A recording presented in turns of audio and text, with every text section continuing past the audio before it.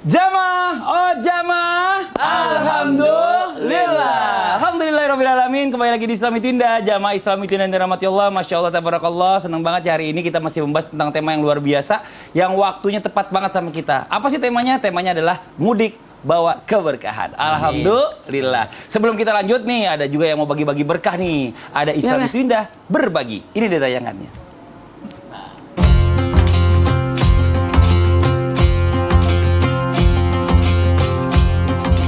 Semua berbagi sesuai kebutuhannya. Kebutuhannya kan dia lagi lapar, makan. Kebutuhannya adalah mereka dalam pendidikan, jadi belajar. Yang dibutuhkan adalah alat tulis, menulis. Betul. Seperti yang dikatakan Ustadz Maulana. Maaf saya pinjam kata-kata ini. Pembelajaran buat kita, kan Ustadz Maulana selalu bilang, pembelajaran buat kita semua ketika melihat seperti ini. Artinya betul juga apa yang dikatakan Ustadz Syam, bersyukurlah apa yang Allah Subhanahu wa Ta'ala sudah berikan kepada kita. Ketika kita bersyukur, yakinlah, insya Allah dengan sebab syukur kita, Allah akan tambahkan urusan kita, baik urusan dunia maupun urusan akhirat. Masya Allah. Dan kadang-kadang bersyukur itu ada momennya. Seperti saat ini, kita semakin bersyukur ketika kita berbagi kepada yang lain. La in syakartum la azidannakum.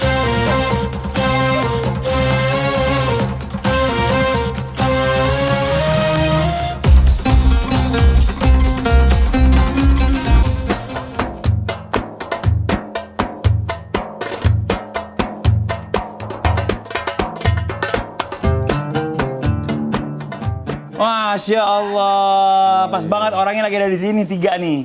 Cuma saya waktu itu nggak bisa, Habib ngajakin saya. Sombong. Soalnya saya syuting Ustadz tadi itu ada syuting di luar. Berarti syuting pagi. Saya kan beda sama Bapak. Bapak mah stripping, saya kan bukan. Kita lanjut jangan. Masya Allah luar biasa ya. Ini pertanyaan nih, ada yang nanya sama saya. Katanya gini, berdosa nggak sih Mas Fadi kalau seandainya kita itu nggak bisa pulang kampung? Soalnya kita sibuk banget. Padahal di sana orang tua nungguin kita, pengen banget kita pulang. Nah ini gimana Ustadz Syam nih, mau izin penjelasannya nih. Silakan, tempat Ustadz Syam. Assalamualaikum, guruku Ustadz Maulana Habib Muhammad, Mas Fadli serta guru-guru kami yang dimuliakan Allah Subhanahu wa Ta'ala. Tentu saja memuliakan kedua orang tua dan berbakti kepada kedua orang tua adalah perintah Allah Subhanahu wa Ta'ala.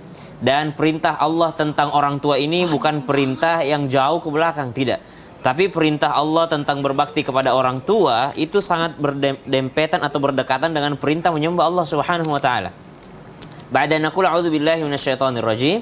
Wa'budullaha wa la tusyriku bihi syai'an wa bil walidaini ihsana. Dan sembahlah Allah. Lalu setelah itu Allah tidak langsung merintahkan kita sholat, zakat, puasa, tidak. Tapi Allah langsung memberikan perintah wabil walidaini ihsana. Dan berbuat ihsanlah terhadap kedua orang tuamu. Keihsanan itu sangat bersifat umum. Ada mungkin keihsanannya dengan cara pulang kampung. Ada mungkin keihsanannya tidak pulang kampung sih, tapi alhamdulillah kebaikannya sampai kepada orang tuanya yang ada di kampung. Ada mungkin yang memang terjebak dalam kesibukan yang benar-benar sangat dibutuhkan masyarakat. Misal dia adalah seorang dokter misalnya, kalau tidak ada dia mungkin pada saat itu agak sulit dilakukan operasi atau pekerjaan-pekerjaan yang memang tidak bisa ditunda, subhanallah. Seperti misalnya bidan atau dokter yang membantu melahirkan atau apapun itu pekerjaan yang mungkin sangat dibutuhkan oleh banyak orang dan sangat urgent gitu ya, subhanallah. Maka keihsanannya mungkin tidak pulang kampung, tapi kebaikannya, keihsanannya sampai kepada orang tuanya yang ada di kampung. Apatah lagi misalnya ada anak-anak yang meskipun dia tidak pulang kampung, tidak mudik, tapi doanya selalu sampai kepada kedua orang tuanya. Dibandingkan ada yang pulang kampung tapi tidak tahu cara mendoakan kedua orang tuanya. Subhanallah. Karena di antara kedurhakaan, kata ulama, itu adalah kalau kita tidak mendoakan orang tua. Jadi meskipun kita pulang kampung, bertemu dengan mereka, tapi kita tidak mendoakan mereka, maka subhanallah bisa jadi itu tidak membahagiakan orang tua kita. Subhanallah. Namun, kalau yang ditanyakan, tidak ada uzur syar'inya, tidak ada kesibukan yang mungkin sangat memaksa dia untuk bertahan di ibu kota, untuk tidak pulang kampung, lalu dia mengabaikan kedua orang tuanya. Kalau ditanya dosa atau enggak, tentu saja berdosa. Kenapa? Karena sudah mengabaikan kedua orang tua. Kalau sudah mengabaikan kedua orang tua, tentu saja ini adalah mendapatkan daripada murkanya Allah Subhanahu wa Ta'ala. Namun ada enggak sih batasan-batasannya untuk yakni berbakti kepada kedua orang tua ini? Kan batasannya tergantung bagaimana orang tua ini. Kalau perintahnya hubbullah wa rasul, itu cinta kepada Allah dan Rasul itu yang paling tinggi dulu, bukan cinta orang tua. Jadi cinta yang paling tinggi adalah cinta kepada Allah Subhanahu wa taala dan cinta kepada Rasul. Misal, ada orang tua yang manggil kita pulang kampung, lalu ternyata setiap pulang kampung ada satu yang tidak bisa dihindari. Misal dia ajak kita orang tua ini berziarah kubur tapi minta-minta di kuburan, subhanallah. Maka saya kalau pulang Ustaz, pasti saya diajak ke situ. Saya sedang berusaha menyusun strategi bagaimana caranya saya dakwahi orang tua saya ini. Jadi saya nggak pulang dulu tahun ini sampai orang tua saya ini saya bisa dakwahi. Maka mungkin alasannya seperti itu. Maka cinta Allah dan Rasul yang paling tinggi yang pertama, karena dia cinta dengan syariatnya Allah Subhanahu wa taala. Bukan saya tidak sayang sama orang tua saya, tapi setiap saya ke sana pasti ada kemaksiatan yang diajak oleh mereka yang tidak bisa saya tolak. Subhanallah. Berarti cinta Allah yang paling tinggi, cinta Rasul yang paling tinggi, setelah itu baru cinta kedua orang tuanya. Namun kalau di luar daripada uzur syar'i, di luar daripada ini, lalu dia mengabaikan kedua orang tuanya, jangankan tidak pulang kampung, seorang yang sedang beribadah lalu dipanggil sama orang tuanya, lalu anak muda tersebut si Alqamah tadi subhanallah mengabaikan ibunya, maka disebabkan karena hal tersebut dia mendapatkan hukuman dari Allah Subhanahu wa taala. Sekali lagi buat jamaah Islam itu yang dimuliakan Allah Subhanahu wa taala, sungguh kerugian yang sangat besar jikalau kita tidak menengok ataupun melihat wajah kedua orang tua kita, atau membahagiakan, membuat tersenyum kedua orang tua kita,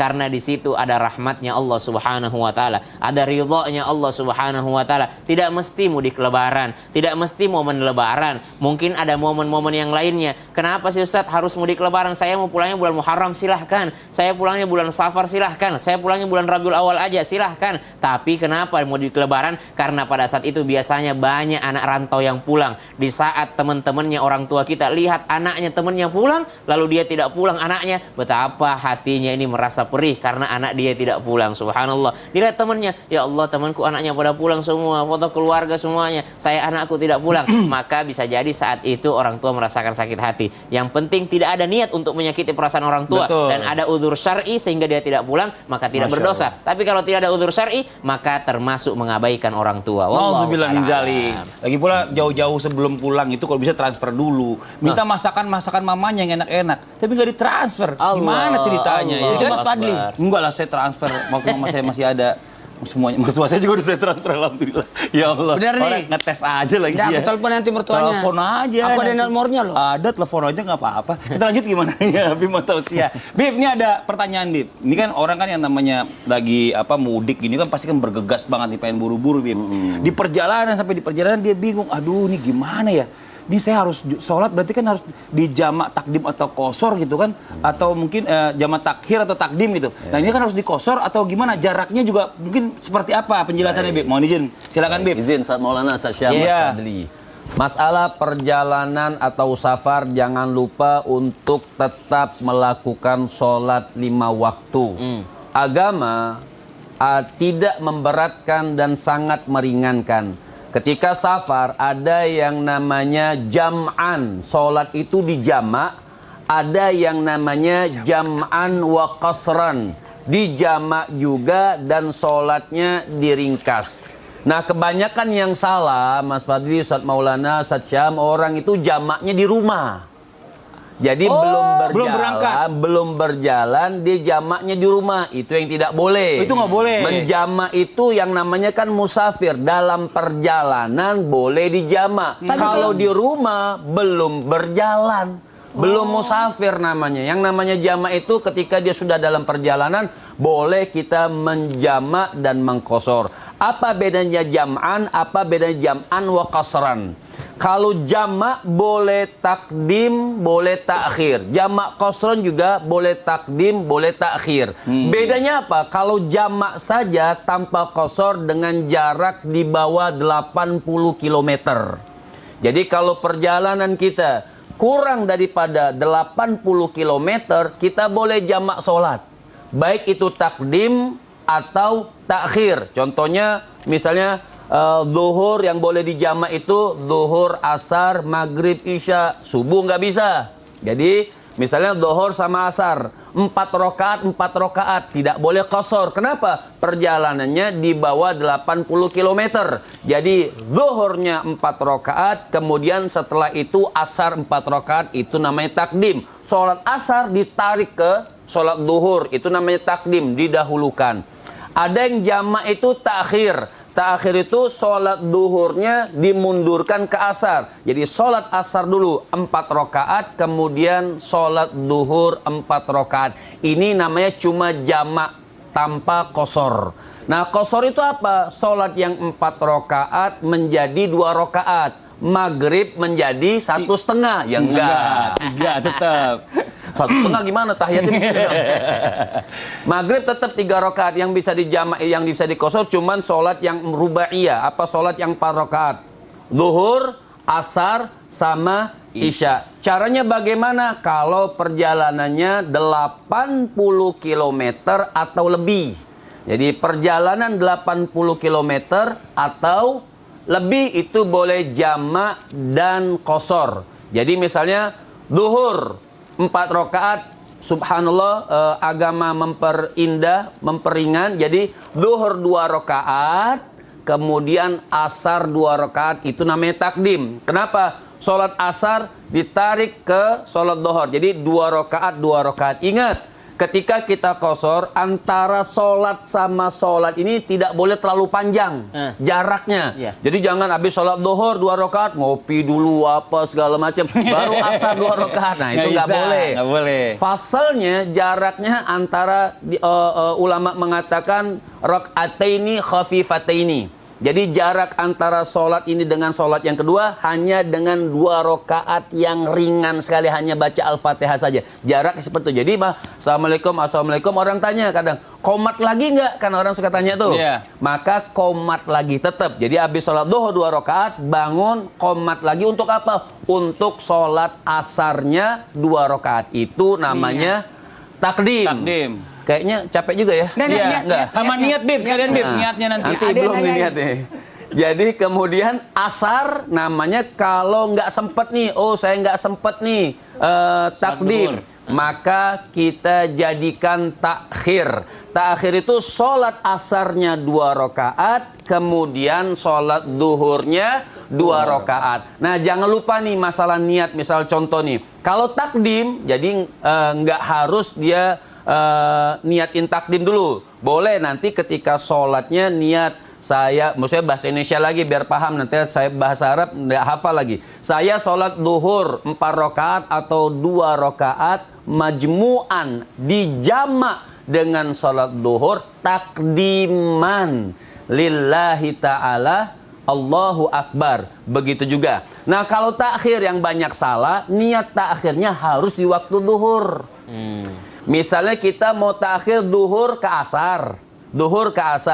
Kalau dia lupa niat, nggak satu, jatuhnya qadhaan. Oh. Jadi harus ada, saya sudah niat takhir. Jadi dalam hati kita, saya niat takhir. Karena nggak sempat sholat duhur kan. Duhurnya mau ditarik ke asar. Jadi jangan lupa niat takhirnya. Jadi usolli fardal asri rak'ataini qasran majmu'an ila dhuhur, majmu'an lidzuhur lillahi ta'ala. Jadi saya sholat asar 2 rakaat dijamak dengan sholat zuhur karena Allah Subhanahu wa ta'ala. Nah, sholat zuhurnya saya sholat zuhur 2 rakaat ta'khiran wa qasran. Jadi ada qasornya, ya. Begitupun asarnya rak'ataini qasran. Jadi harus ada qasar, jangan lupa, karena mengqasar sholat. Jadi sholat yang 4 rakaat dikosor, diringkas menjadi 2 rakaat. Masya Jadi Allah. jangan salah tuh, semuanya harus dengan ilmu supaya perjalanan kita juga bagus. Jangan ini safar boleh ninggalin, ini safar boleh ninggalin.